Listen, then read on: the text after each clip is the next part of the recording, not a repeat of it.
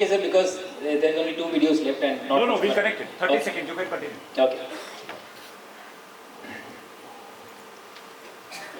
We don't realize it, but gravity is so pervasive in every aspect of what we do. Even when we are sitting right now, all of you, your muscles are being strained. When we will get up, when you will walk, you will exercise your muscles, especially the stabilizer muscle, which is around joints.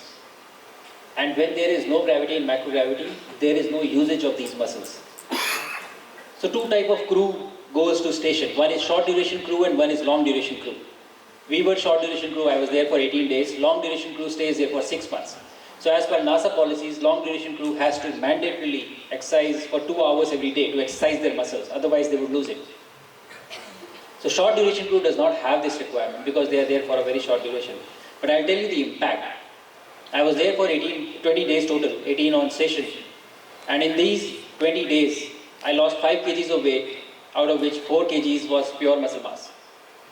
Because you're not exercising your muscle at all, unless and until you're doing the exercise.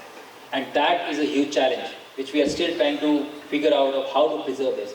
Even if you can exercise and preserve your bigger muscles, there is no good way of exercising your stabilizer muscles. And that is why you would have seen, and I will also show you, you cannot walk when you come back to Earth. And we will see that in a few slides. The other aspect about spaceflight is psychological. You know, it is beautiful to look at Earth from space. It is amazing. But also the reality, there is nothing in between. It's vacuum. If the sunlight is falling on you, temperature is plus 100 degrees Celsius. If it is not falling on you, it is minus 100 degrees Celsius. It is cyclic in nature. It is a very harsh environment. There is a lot of radiation. And all this is very real. You know this. You understand this. So your psychological makeup to be in such an environment and to continue to be productive and efficient, it is very, very important. It is addressed at the selection level and also at the training level. So you have to be really strong for dealing with such situations, whenever they present themselves to you.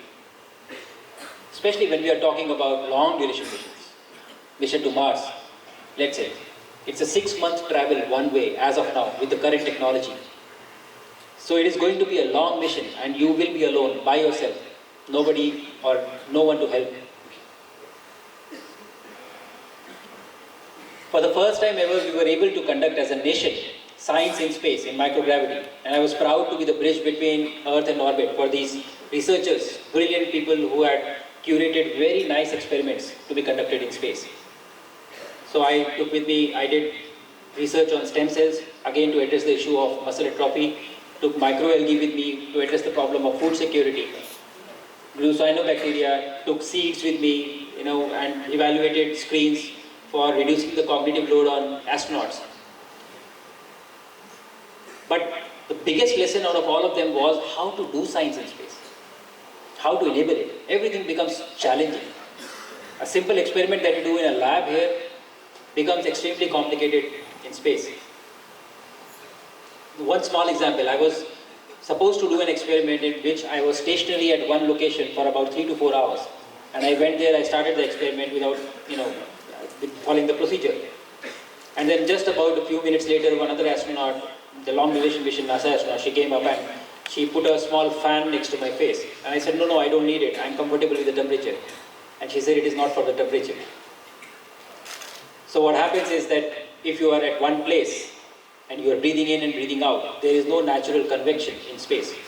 Because there is no gravity, there is no light or heavy. Warm air is not lighter, cold air is not heavier. So there is no natural convection. So if you are stationary at one place and you are breathing in and breathing out, in some time you will have a cloud of carbon dioxide around your head and you will be breathing in carbon dioxide and breathing out carbon dioxide. So these are small things that you learn when you get to be a part of this, that you bring back. That is why the nuance of conducting science in space, that we have learned and we have it now. And it is helping us a lot in making things for our own self, for Mission Gaganyaan, space station and eventually landing on the moon.